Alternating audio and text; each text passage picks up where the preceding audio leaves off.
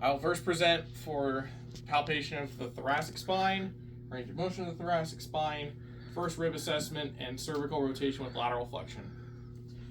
So for thoracic palpation, I'm going to have my patient put her hand on her opposite shoulder, and this gets the scapula out of the way. And with that, I'm going to be able to palpate for the paraspinals more accurately, just assessing for any pain.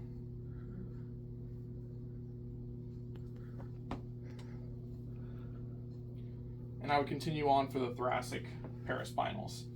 Now for the ribs, after palpating first the spinous process of a thoracic bone or thoracic spine, I would then move about 1.5 inches laterally, where I would then palpate the rib angle specifically, and that's usually tender on people. I'm guessing it's tender on you right now.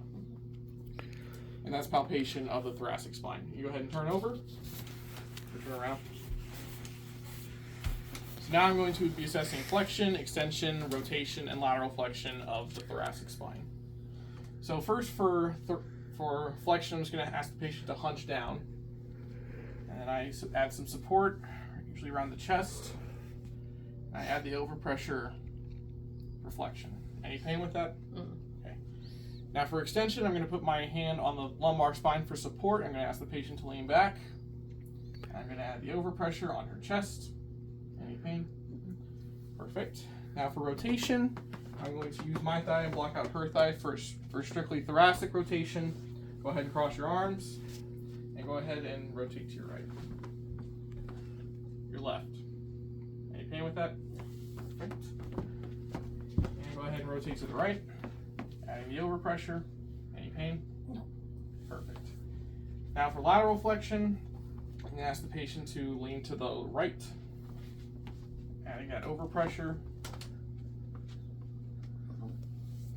And go ahead and lean to the left. Add the overpressure. No. Okay. And that's range of motion for the thoracic spine. Now for first rib assessment, I'm going to come from behind. And I'm going to palpate for her clavicles. And then just moving a bit posteriorly and pushing in a little bit, I'll be able to be on the first ribs. And if you want to go ahead and take a deep breath. And then you go exhale. As I push down, I can feel for those ribs moving up and down. If one would be hypomobile, it probably would be more prominent as you're coming back up. Or if one was hypermobile, it would be staying a lot down as one comes up first. And then lastly, for cervical rotation with lateral flexion, this is testing for any rib pain. So as the name implies, I'm going to have my patient rotate her head, and then essentially just bring her head forward, like have her head lean down. And is there any pain with that?